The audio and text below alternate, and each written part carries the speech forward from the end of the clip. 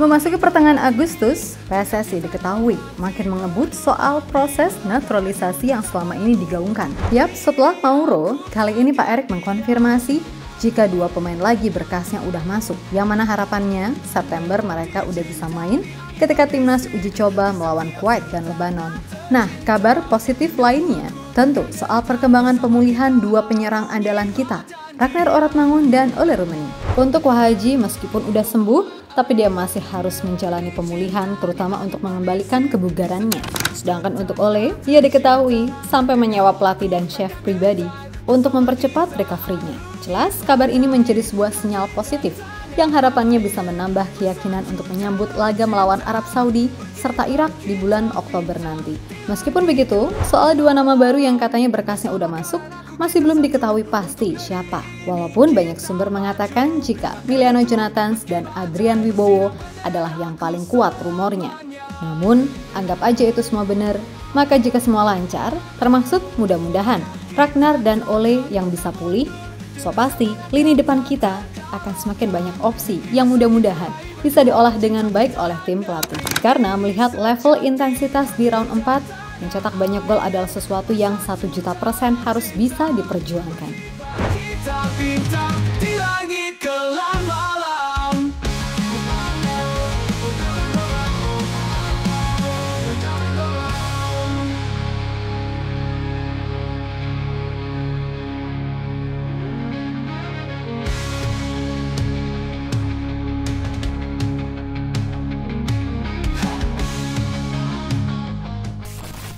Kabar baik untuk fans timnas Indonesia karena baru-baru ini Pak Erik mengatakan setelah proses Mauro ini udah masuk ke tahap lanjut, adapun 2 tambahan pemain diaspora yang berkasnya juga udah masuk untuk segera diproses dengan cepat. Mengingat targetnya di bulan September, mereka diharapkan bisa ikut uji coba saat timnas melawan Kuwait dan Lebanon. Jelas itu sangat penting, terutama kaitannya dengan adaptasi dan proses membangun chemistry tipis-tipis.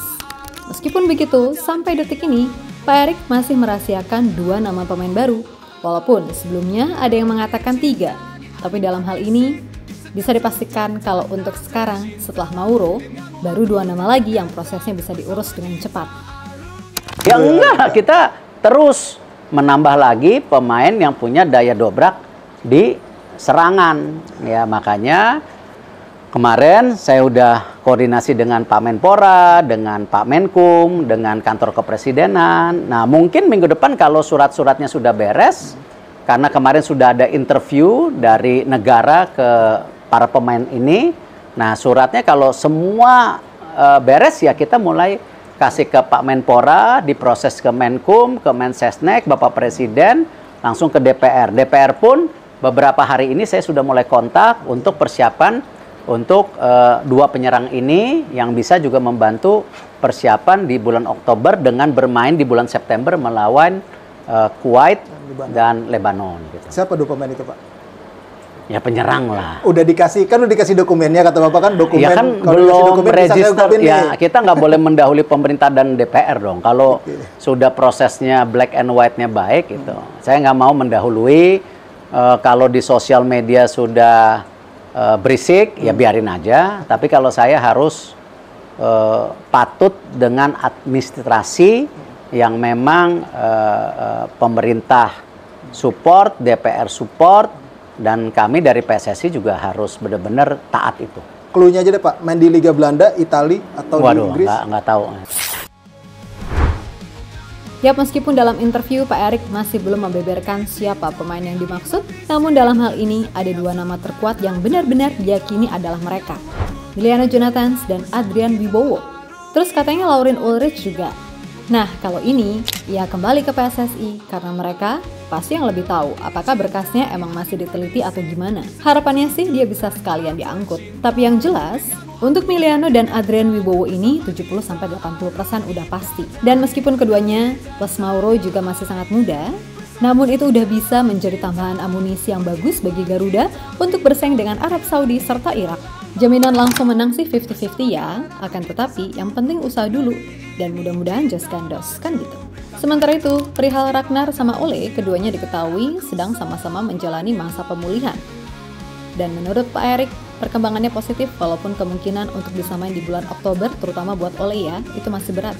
Tapi kita juga nggak boleh pesimis, karena Ole sendiri diketahui sangat bekerja keras untuk bisa kembali fit dengan menyewa pelatih serta chef pribadi untuk mempercepat recovery-nya. Kemudian Ragnar, dia emang udah sembuh, tapi menurut konfirmasi klub, Wahaji masih harus menjalani pemulihan terutama untuk mengembalikan kebugarannya. Nah, semisal insya Allah semuanya aman, mulai dari kondisi Ragnar, Ole, serta proses naturalisasi Mauro, Miliano, dan Adrian, maka bisa dipastikan lini depan kita akan semakin variatif. Dan itu bagus bagi Kluivert karena menjadikannya lebih banyak pilihan. Yap, selain mereka, kita sendiri sejatinya masih ada nama-nama macam Egy Maulana Fikri, Septian Bagaskara, hingga Ramadan Sananta yang sekarang statusnya udah abroad nih. Sehingga harusnya nggak ada alasan lagi buat kita buat takut atau minder. Tim ini bakal kalah kualitas lini depan dengan Arab ataupun Irak.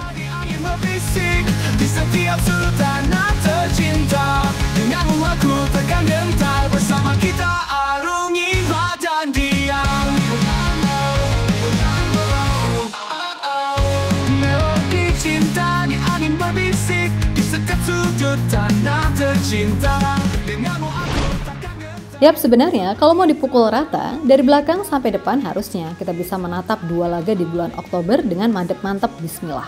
Karena di pos kiper kita punya 2 nama kelas dunia dalam diri Maarten Paes serta Emil Audero pastinya. Di barisan back, ini lebih gila lagi. Kevin Dix main di Bundesliga, Jesus di Serie A, terus ada Justin Hubner, Kelvin Verdonk di Eredivisie. Serta jangan lupa, masih ada nama Mesilkers yang santer dirumorkan ke IPL, hingga La Liga, hingga Alkan Bagot yang peluang comeback-nya ke timnas cukup lebar. Nah, di barisan gelandang, ini yang harusnya menjadi titik konsen utama yang cukup bikin deg-degan. Lah gimana? Tom Haye hitungannya udah telat banget, semisal nanti dia dapat klub baru karena pasti fisiknya kedodoran. Terus JP Lupesi yang di klubnya beberapa laga terakhir di pramusim, serta di awal Liga 2 Belgia hanya main sebagai cadangan. Kemudian Ivar Jenner, yang walaupun udah masuk ke skuad utama FC Utrecht, tapi harus apes lantaran cedera. Pun begitu sama Marcelino, yang katanya juga masih cedera dan nasibnya di Oxford pun masih nggak jelas. Ya mudah-mudahan aja, apapun yang terjadi, pas timnas membutuhkan, mereka bisa tampil sesuai dengan apa yang diharapkan, kan gitu. Yap, kita masuk ke lini depan. Ini bisa dibilang juga cukup mewah. Apabila nantinya Ragnar Ole fit, plus Mauro, Miliano, dan Adrian Wibowo juga udah sah jadi WNI. Di samping masih ada nama-nama macam Egy Maulana Fikri, Septian Bagaskara, Dean James yang bisa ditaruh sebagai winger dan emang aslinya dia winger. Terus ada juga Eleno Reinders yang juga cakap main di posisi depan. Yang jelas, data semula menunjukkan kita punya 15 pemain yang merumput di Eropa. Dan itu akan bertambah jadi 17 manakala nanti Mauro serta Miliano join. Kalau Adrian enggak ya, karena dia mainnya di Amerika Serikat.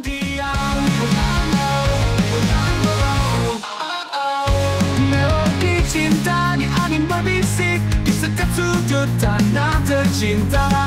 Denganmu aku takkan gentar, bersama kita arungi badai. Hati dan tanah air bersatu dalam cinta, berkibar kita bintang di langit. Yap, terlepas dari apapun, harapan Mimin tetap sama, yaitu semoga apa yang direncanakan bisa diberikan kelancaran. Dan buat pemain yang masih berjuang, entah itu sembuh dari cedera ataupun berjuang meraih tempat utama di klub, terus berusaha dan jangan patah semangat.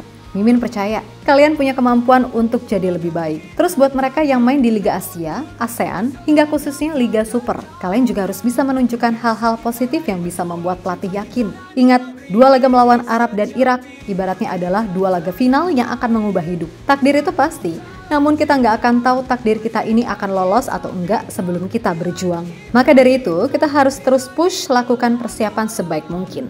Insya Allah, kalau emang rezeki nggak bakal kemana kok. Yang penting usaha dulu, sak jebole, sak mentoe. Barulah kita bisa lihat takdir akan membawa kita kemana. So, buat semua elemen timnas, tetap semangat dan sukses selalu, oke? Kita Garuda.